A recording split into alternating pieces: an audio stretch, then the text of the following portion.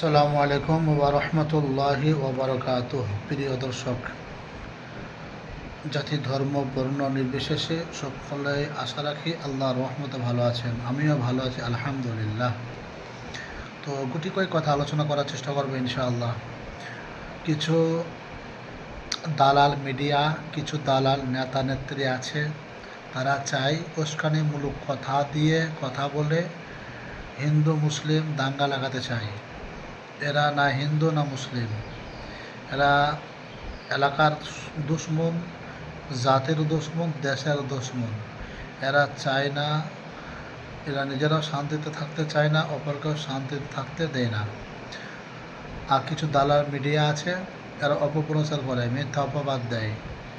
এই যে শুনছিলাম যে মুর্শিদাবাদে, পশ্চিমবাংলায় নাকি হিন্দু ভাইরা মুসলিমদের কাছে মার খাচ্ছে।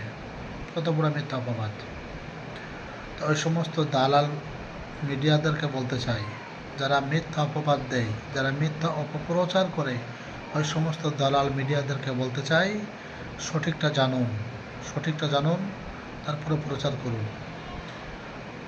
নিজে কানে, নিজের চোখে দেখুন আর কানে শুনুন। পশ্চিমবাংলার মানুষ, মুর্শিদাবাদের মানুষ, হিন্দু মুসলমান, এরা জানে একে অপরের সঙ্গে কেমন করে মিলেমিশে থাকতে হয়, মহাব্বত করতে হয়, বিপদের সময় পাশে দাঁড়াতে হয়। সেটা মুর্শিদাবাদের মানুষ, হিন্দু ভাইরাও জানে এবং ইসলাম ধর্মের মুসলমান ভাইরাও জানে। দেখুন, তারা আতঙ্কে রয়েছেন, মুসলিমরা আপনাদের উপরে মারধর করছে। না, আমরা আতঙ্কিত নাই। কেন যে এখানকার মুসলিমগুলো আছে, আমরা এবং অনেক অপরকে দেখার সুযোগ করে দিন। এখানেই সব জন্ম, এখানেই মানুষ। আমরা কোনো আতঙ্কিত নাই। আমরা খাচ্ছি, ঘুমাচ্ছি, উঠছি, বসছি, বেড়াচ্ছি, কোনো ব্যাপার নাই আমাদের। ওনারাই আমাদেরকে গার্ড দিচ্ছে। কেউ যদি কোনো দিককার কোনো বুড়া হাওয়া আসছে তো ওনারাই যে রুখছে এখানকার। গদি মিডিয়া দেখাচ্ছে কি হিন্দুরা খতরে মে? না, এইগুলো কিছুই নাই। আমাদের এখানে কিছু নাই। আমরা এখানে যেগুলো 10-12 ঘর আমরা হিন্দু আছি, আমাদের এখানে সব ঠিক আছে। আপনার নাম? সুব্রত সরকার, বাড়ি কৃষ্ণপুর 1 নম্বর। বিপদ বাড়ছে শুভেন্দু অধিকারীদের। ধর্মের নামে রাজনীতি, হিংসা বিদ্বেষ চলবে না এই বাংলায়। পুরোহিত, ইমাম, ফাদার, বৌদ্ধ ধর্মগুরুরা এক হয়ে বড় আন্দোলনের পথে এবার বাংলায়। ধর্ম নিয়ে রাজনীতি চলবে না এই বাংলায়, এমনটাই ইঙ্গিত মিলল তাদের পক্ষ থেকে।